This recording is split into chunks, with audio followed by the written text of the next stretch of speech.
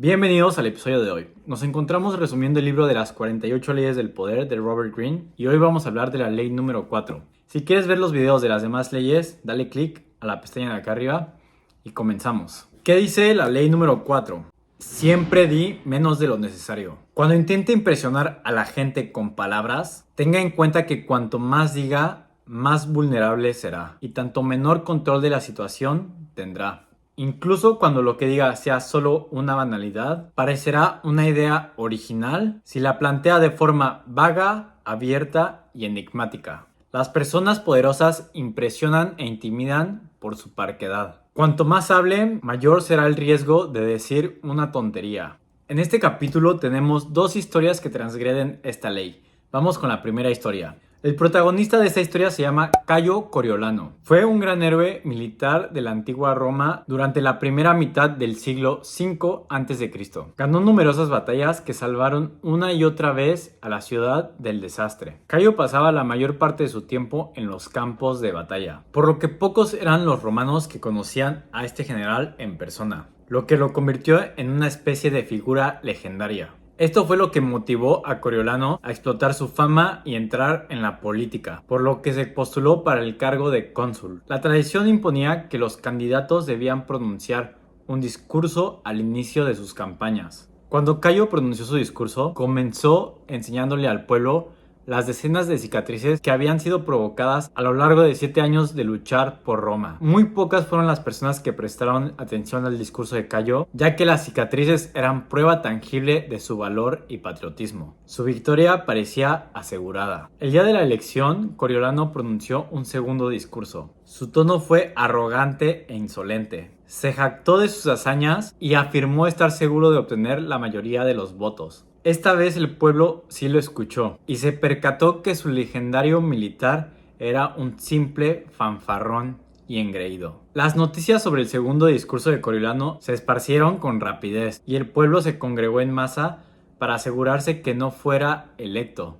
Y lo lograron. Derrotado, Coriolano regresó al campo de batalla. Sin embargo, siguió pronunciando discursos que hicieron enojar al pueblo, a tal grado que le exigieron que se disculpara públicamente. En su último discurso, el pueblo no soportó más y lo callaron a gritos. Lo condenaron a muerte para ser arrojado al abismo en lo alto de la roca de Tarpeya, y la plebe entusiasmada apoyó esta decisión. Sin embargo, gracias a sus influencias, la sentencia fue conmutada por la condena de destierro de por vida. Cuando el pueblo se enteró de que Coriolano no iba a regresar jamás a la ciudad, salieron a festejar a las calles. Nunca antes se había visto semejante celebración, ni siquiera ante la derrota de un enemigo extranjero.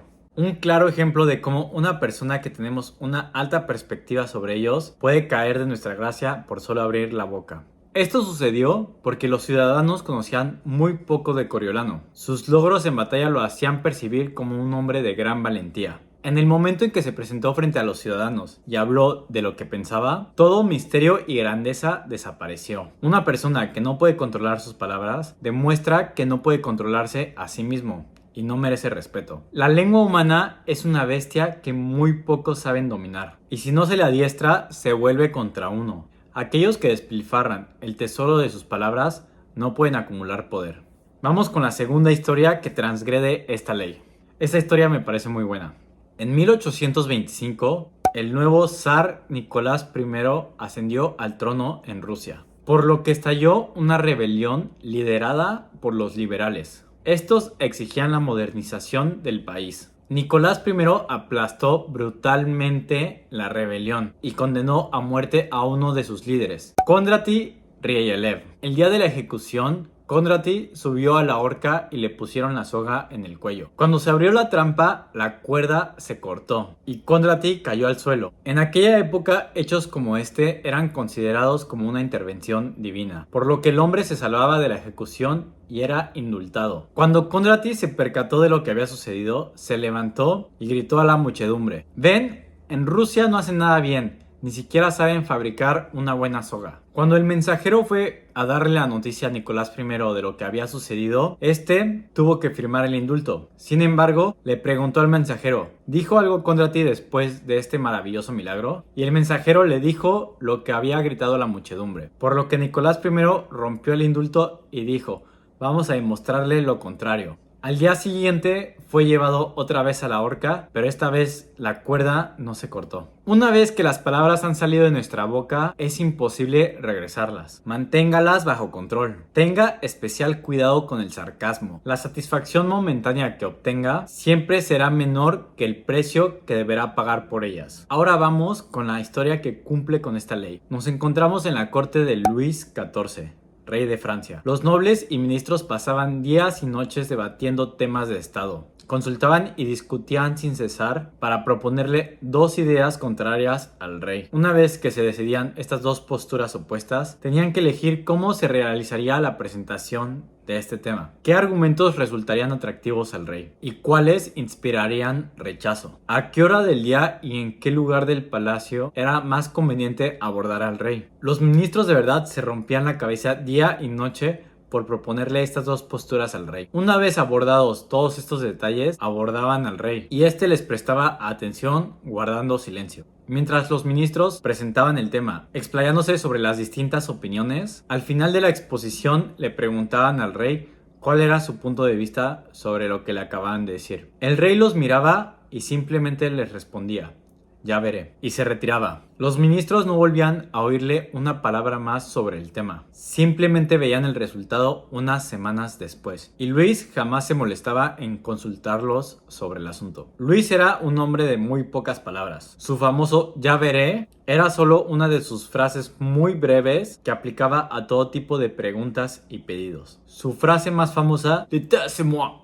que significa "el estado soy yo", no podía ser más concisa. Pero Luis no siempre fue así. De joven era conocido porque hablaba mucho y por su locuacidad, por lo que la reducción de sus palabras y mantenerse taciturno era algo impuesto, una máscara para desconcertar a quienes lo rodeaban. Al decir menos de lo necesario, se genera la apariencia de significado y poder. Además, cuanto menos diga, menos riesgo corre de decir algo tonto, como Kondratiev, que le costó la vida. Estas son las claves para alcanzar el poder. El poder es un juego de apariencias. Cuando usted dice menos de lo necesario, parecerá inevitablemente más grande y poderoso. El ser humano es una máquina que interpreta todo. Necesitas saber qué es lo que están pensando los demás. Si controlas con cuidado lo que revelas, los otros no pueden adivinar tus intenciones. Cuanto más tiempo guardes en silencio, más pronto los demás moverán sus labios. Y a medida que ellos muevan los labios, usted podrá entender sus verdaderas intenciones. Ahora, tenemos que saber en qué momento debemos hablar y en qué momento debemos guardar silencio, ya que el silencio puede despertar sospechas e inseguridad, sobre todo con tus superiores. A veces las palabras nos pueden servir como una cortina de humo. Este es el reverso de la política del silencio. Hablando más